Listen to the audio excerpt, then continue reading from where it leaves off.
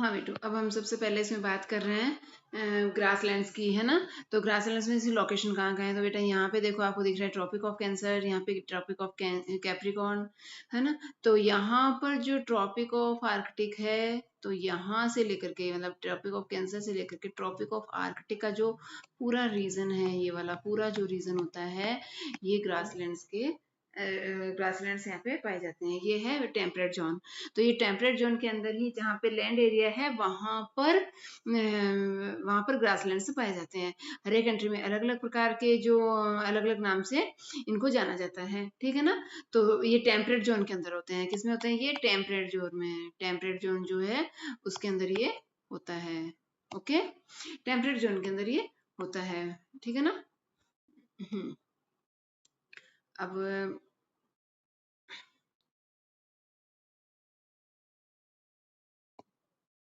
अब देखो, सबसे पहले नाम आता है इसमें काउबॉयज। क्या है ना, काउबॉयज। तो ये मैंने बताया था जो गायों को चराते हैं वो काउबॉयज होते हैं।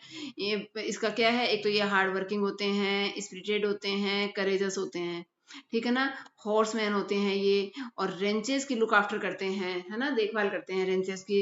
रेंचेस क्या होता है? ये लार्ज फार्म होता है, वो रेंचेस होता है। एक है ना वर्ड्स काउबॉय कैपिटल किसके नाम, कौन है? टेक्सास। बहुत इंपॉर्टेंट है बेटा, है ना। वर्ड्स काउबॉय कैपिटल कौन सी है? टेक्सास है, जो यूएसए के अंदर है। ओके,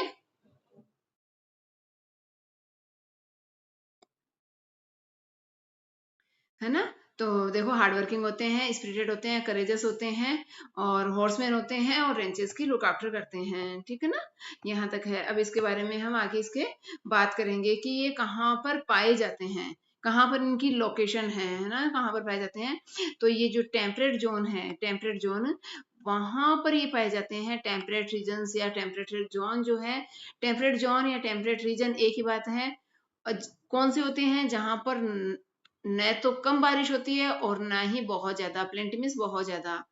तो नाइदर मीन्स होता है न ही, और नॉर मीन्स होता है न तो। नाइदर मीन्स होता है न तो, नॉर मीन्स होता है न ही। तो न तो लेस है ना, कम। न तो कम और ना ही ज्यादा रेनफॉल यहाँ पे होती है।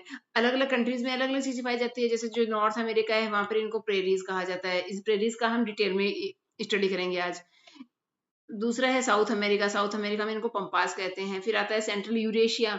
यूरोप और एशिया को कंबाइंड रूप से यूरेशिया कहा जाता है, और यहाँ पे इनका नाम है स्टेपीज। ऑस्ट्रेलिया में इनको डाउन्स कहा जाता है। अफ्रीका में इनको वेल्स कहा जाता है। ओके, अफ्रीका में क्या कहा जाता है? इनको वेल्स कहा जाता है। तो यहाँ तक आपको समझ में आ गया ना। ये सारी की सारी क्या है, इंपॉर्टेंट चीजें हैं जो मैंने आपको अभी बताई है।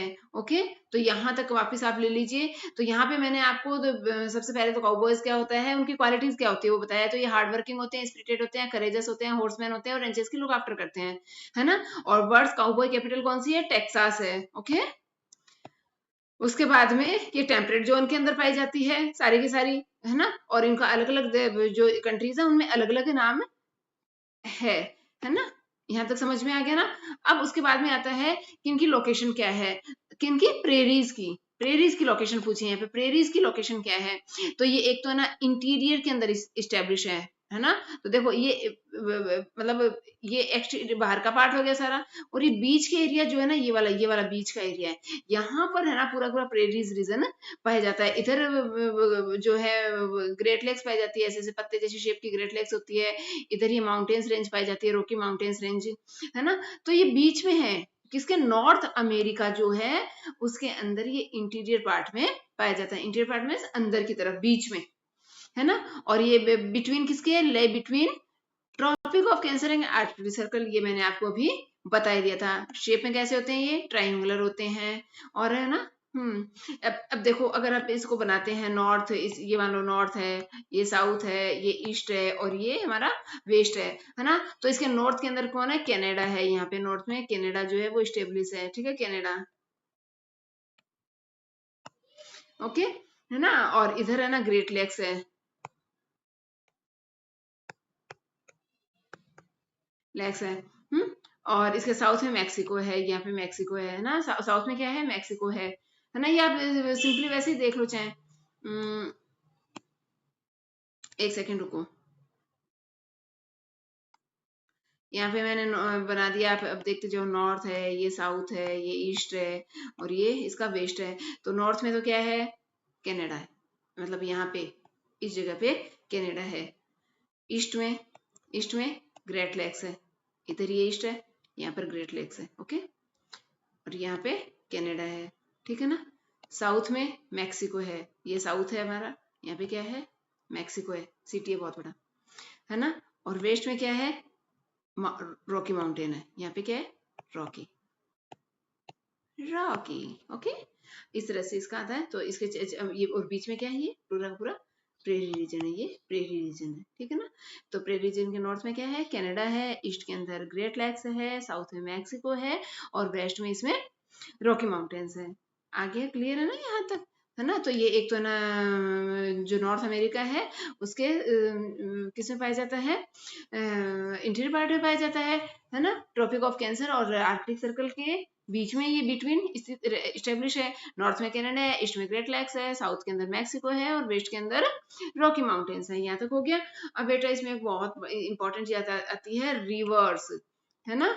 तो रिवर्स के अंदर यहाँ पे दो रिवर्स बहुत ज्यादा इंपॉर्टेंट है, एक तो है मिसिसिपी रिवर और एक है मिसौरी रिवर। तो ये वाली जो है वो तो है मिसिसिपी, और ये वाली है मिसौरी रिवर। फिर ये आगे देखो दोनों मिल जाती हैं, ये इधर से आ रही है, इधर से आ रही है, और यहाँ पर ये दोनों रिवर आपस में मिल जाती है। तो ये पूरी पूरी देखो यहाँ से निकल के आ रही है ना। और यहाँ पे ये किस तरह से आपस में, जैसे ये वाला जो पोर्शन है ना, ये वाला पोर्शन यहाँ पे शो किया गया है ना।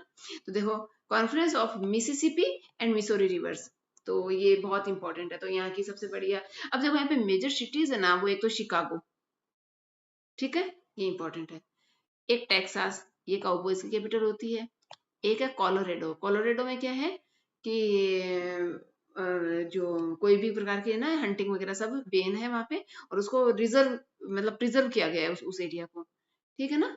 तो बाबू यहाँ तक समझ में आया। मिसौरी और मिसिसिपी जो है वो यहाँ की इंपॉर्टेंट रिवर्स है, ओके। अब मैं आपसे दोबारा बताना नहीं पड़ेगा ना, याद रह जाएगा ना, मिसिसिपी और मिसौरी, ओके। उसके बाद में यहाँ की एनिमल लाइफ के बारे में बात करेंगे, है ना। एनिमल लाइफ के बारे में बात करेंगे। तो यहाँ पे बाइसन सबसे ज्यादा इंपॉर्टेंट है। एक तो bison were once found in million but now they are gradually become extinct, it is very important, okay. Exam में डेफिनेटली आएगा, क्या आएगा, बाइसन। तो यहाँ की जो एनिमल लाइफ है उसमें आपको ज्यादा कुछ याद नहीं करना है। आपको यहाँ पे एक तो बाइसन के बारे में पढ़ना है, जो पहले बहुत ज्यादा मात्रा में पाए जाते थे लेकिन अब एक्सटिंक्ट हो गए, मतलब विलुप्त हो गए हैं, मतलब अब उनका नहीं है। यहाँ पर ये बाइसन का पिक्चर दिखाया गया है। इसके अलावा यहाँ पर जो है ये बाइसन का पिक्चर है ये वाला, और इसके अलावा ये गैजल है जो हिरन जैसे होते हैं अपने। इसके अलावा ये व्हाइट टेल जैक रैबिट है, ये जैक रैबिट यहाँ पर पाया जाता है ना, आंखें इसकी अलग होती है, ये अलग तरीके का दिखता है थोड़ा, इसलिए ये जैक रैबिट है। तो ये बाइसन देखो कितना अलग है ना, यूनिक सा है ना। और ये जो है वो जैक रैबिट है ना, व्हाइट टेल्ड। इसकी व्हाइट टेल्ड क्यों कहते हैं, इसकी पूंछ देखो व्हाइट है ना। उसके बाद में तो यहाँ के जो मैंने आपको बताया दिए स्पेशली, है ना। और अब ये इसके प्लांट लाइफ के बारे में